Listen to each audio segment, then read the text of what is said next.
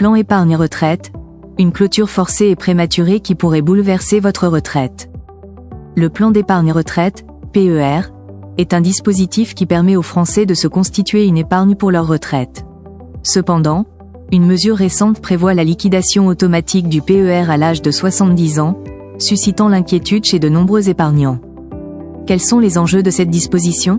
Pourquoi crée-t-elle une telle controverse? Dans cette vidéo, nous allons explorer les raisons pour lesquelles cette mesure alarme les détenteurs de PER et analyser ses potentielles conséquences sur l'épargne retraite.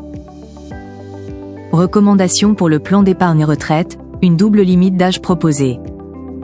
Un rapport récent présenté par les députés Félicie Gérard et Charles de Courson propose des modifications majeures pour le plan d'épargne retraite, PER.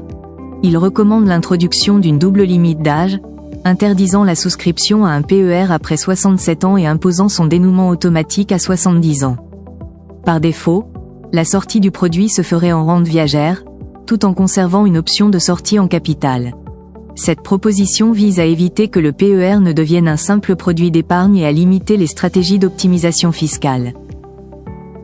Objectif des modifications proposées pour le PER.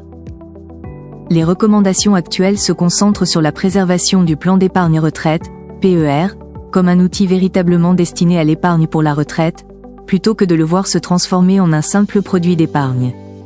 Une des propositions clés consiste à prolonger le plafond de déduction fiscale récupérable de 3 à 5 ans, une mesure qui profiterait particulièrement aux contribuables fortement imposés qui choisissent de souscrire tardivement.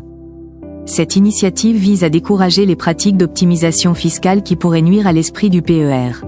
En renforçant ces mesures, on aspire à garantir que le PER demeure un instrument fiable pour l'épargne retraite, tout en assurant une utilisation juste et efficace des avantages fiscaux qui lui sont associés.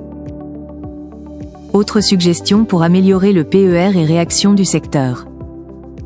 Le rapport propose plusieurs mesures visant à améliorer le système d'épargne retraite en France. Parmi ces recommandations, l'ajustement des taux de contribution sociale généralisée, CSG, pour les rentes viagères serait essentiel pour garantir une plus grande équité.